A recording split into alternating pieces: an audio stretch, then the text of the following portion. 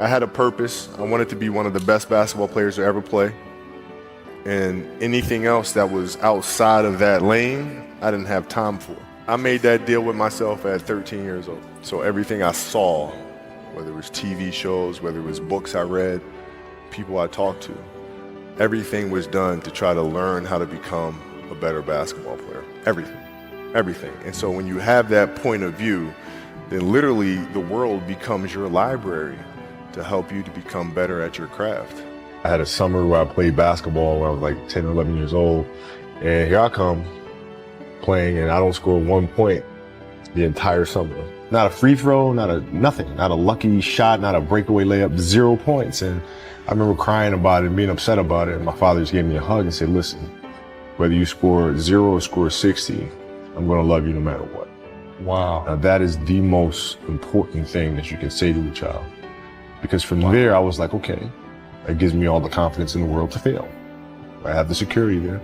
But to hell with that, I'm scoring 60.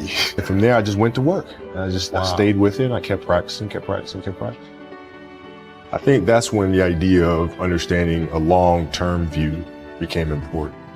Because I wasn't going to catch these kids in a week. I wasn't going to catch them in a year, right? So that's when I sat down and said, okay, this is going to take some thought, right? What do I want to work on first? All right, shooting. All right, let's knock this out. Let's focus on this. Half a year, 6 months, do nothing but shoot. Right after that, all right, creating your own shot, and then you focus. So I started creating a menu of things. When I came back the next summer, I was a little bit better. I scored. Yeah, it wasn't much, right? But I scored. Back half at 13, 14 years old, and then I was just killing everyone. And it happened in 2 years, and I wasn't expecting it to happen in 2 years, but it did because what I had to do was work on the basics and the fundamentals.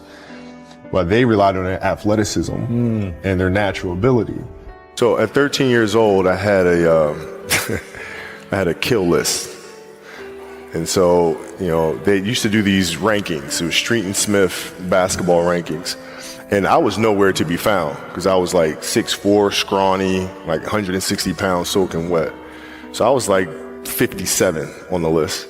That became my mission in high school, is to check off every other person, all those 56 other names, hunt them down and knock them down. You got to look at the reality of the situation. Like for me, it's not, you kind of got to get over yourself.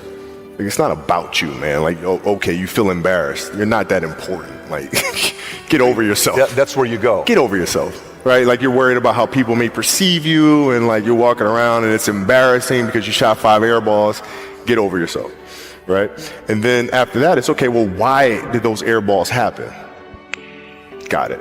High school, year before, we played 35 games, max, right? Week in between, spaced out, plenty of time to rest. In the NBA, it's back to back to back to back to back to back to back. I didn't have the legs. So you look at the shot, every shot was online, but every shot was short, right? I got to get stronger. I got to train differently. The weight training program that I'm doing, I got to tailor it for an 82-game season so that when the playoffs come around, my legs are stronger and that ball gets there. So I look at it with rationale and say, okay, well, the reason why I shot air balls is because my legs aren't there. I go, well, next year they'll be there. That was it. Done. So many guys tell stories about your work ethic. Yeah. What was really your work ethic like, and for how long did you stay disciplined? Well, I mean, every day. Since 20 years. It was an everyday process and trying to figure out strengths and weaknesses. For example, jumping ability. Man, my vertical was a 40, wasn't a 46 or 45. My hands are big, but they're not massive. Right? So you got to figure out ways to strengthen them so your hands are strong enough to be able to palm a ball and do the things that you need to do. Quickness, I was quick, but not insanely quick. I was fast, but not ridiculously fast. Right? So I had to rely on skill a lot more. I had to rely on angles a lot more. I had to study the game a lot more. But it's a balancing act. And that's the thing that's important, is understanding that we have to have so much energy. Because for like Natalia and Gianna when they were babies, especially Natalia because she was doing prime years, and I go to practice and I'd train and I'd play the game and I'd come home and I'd be sore and I'd be tired. And she wants to go swimming, she wants me to take her to the park, she wants to just jump on my back or whatever the case may be. You can't say, I'm too tired, I'm going to lay down. That's not fair. She don't know what the hell's going on, right? And if this was a game, you'd suck it up and play. I play games with the flu. I play games with 102-degree fever, man. You gotta be on, man. I look at it and say, okay, birthdays, what am I missing? Valentine's Day, Halloween, Christmas, Easter, like all that fun stuff. I look at the schedule and see what I'm there for, what I'm not there for. Christmas, is it a road game or a home game this year? And then we make a family decision. It's family travel. Do I come back? Like sometimes I'd fly back. Like I'd play a game and to not miss my daughter's birthday, I'd fly back, be there for her birthday, and then fly back with the team, just to make sure I don't miss anything. No sleep. You played a game with zero sleep. Zero sleep.